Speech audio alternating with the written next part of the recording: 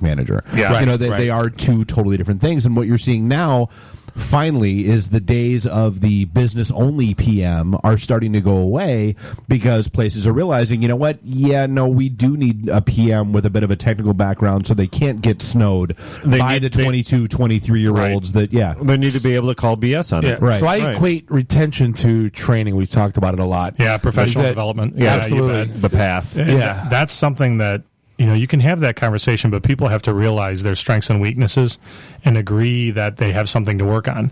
I can tell you, I've had those conversations that people think A sense of accomplishment? Yeah, I'm full of it. What are you talking about? But I think one thing I believe we are blessed with and lucky with at Oakland County is we have a phenomenal IT staff. And we have for many years. And Brooks always says he gets to take accolades for the team, and he's always all about team. Well, I couldn't agree with him more. You surround yourself with good people. You give them what you can to get the job done, and then you do everything you can to break down the doorways and the roadblocks that are in their way to being successful. So all the awards we've won, that may come in my name or Brooks's name or whomever, they're attributable to the people that we hire and the people that do the job.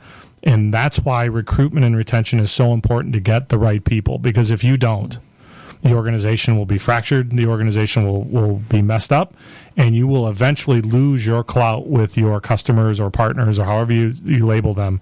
So we have to constantly look for good people, so I refuse to settle. Well, and especially as I will not settle. Well, good. I mean, especially as you're trying to build out something like this whole G2G Cloud thing. I mean, it sounds like you're, again, contrary to popular belief about government gigs, kind of doing something on the cutting edge that not a lot of people are doing just yet. And I have a CTO, Jim Taylor, and a number of folks that on the team that work on that every day. But they have other jobs too. It's not I can't say, hey, you're on G2G. You're the king of G2G. No, he's the CTO, so that means he's working on all the other projects as well. But the point of it is if we can get the momentum, and I'm a big fan of the whole issue of Simon Sinek. I don't know if you guys watch his videos on TED, but he did a video on how great leaders inspire others. Yep. And what he talks about is the why, not the what. Yep, absolutely. And if you can build your management team to understand the why, and then the what comes along with it. Mm-hmm. And I have the people that get the why. Now I just need enough horsepower to do the what. Right. Yeah. And that's the piece that we're working on, and that's where I think the other governments struggle because they're so stuck in the what. Because, I have to have licenses for this, or I have to do permits, I have to do this. But it's why. It's about creating the community. It's about the service. And that's what the county executive preaches in our county. And then what we're trying to do is build those enabling technologies to make all that work. Well, that's funny because most IT guys, when they want to buy toys. They think, ooh, shiny object. Latest and greatest, Yeah. But what's the business driver? And I think at the end of the day, it's moving more towards it. You're getting a lot more people that get IT that didn't in the past that are kind of telling the geeks, like, no, you can't have these shiny toys because they're just shiny toys. And I think the gap... It's a discipline, too. Absolutely it is. You lack a discipline. Well, we just had a stat that 60 to 70% of CFOs are now involved in all IT purchases because it's becoming business driver decisions. It's not just your little play toy, your little sandbox. These are things that have to impact our bottom line, and I think it bodes well with private, public sector. It doesn't matter what.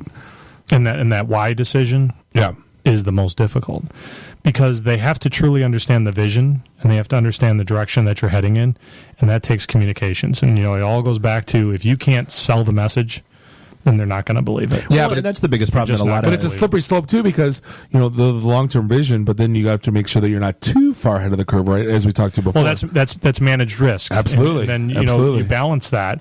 It's when iPads came out. One of my commissioners said, "We better not go buy a bunch of iPads." And then a year later, they were like, "Are we going to be using iPads in the business?" Right? I'm surprised it was a year later. Yeah. Well. Yeah. Well, you didn't want him to be. You didn't want him to be Betamax. I mean, You have to wait. You have to wait a year. I mean, I'm not the first. He's the first to adopt Apple products. I'm not. Are you the one that was camping out on the sidewalk? No, I was totally was. I'm totally not. I get a bad rap. You got an iPhone 4. I heard you guys talking about going out on Black Friday. Did you really go to buy something? I went nowhere on Black Friday. No. I went at 1:00 in the afternoon just to watch crazy people. We went to watch people too. Yeah. No, but if if you have an iPhone 4, he'll make fun of you. Like, I will not. Stop talking. Hit the bell. Oh, that's a pretty heavy phone you have there. You have access and control to all these traffic cameras, and you're going out to watch people? What's wrong with you? All right, hey, so we are coming up against the end of the show, believe it or not. So, Phil Bertolini, I really do. I want to thank you for coming down. This has been a fantastic show. Guys, I appreciate it, and I meant what I said. I'm glad you're taking your show north of 8 Mile. All right, we're going to have to take ourselves seriously after this. We don't know what to do with ourselves. Wait a minute, we're the media? Right. So, hey, guys, by the way, thanks for the opportunity to be on with you, too. I it's fantastic. This is a great conversation. Yeah, our pleasure. And we're going to keep an eye on what's going on in the world around us, and we're the right people to get the message out, so I appreciate it. Yeah, we do a lot of stuff in Oakland County, so yeah, absolutely. Yeah. So again, our event is Thursday night, Rochester Mills and Rochester Hills, 5 o'clock. Support the troops, casual networking event. Get your asses there. It's going to be an outstanding night. Really looking forward to seeing everybody. Bring stuff. See you then. Beat it. All right. Thanks for listening. Yeah, so now I'm just like doing like stupid stuff to make me laugh. I definitely want to see Bob in his underwear. That's a fact. Or wait, what do you have in Switzerland? Some kind of pikemen? I don't know. I am from Germany, where the age of consent is 14. What is it, the Alabama of Europe? In many ways, yes. The emergency destruct system is now activated. I have come here to chew bubblegum and kick ass. And I'm all out of bubblegum.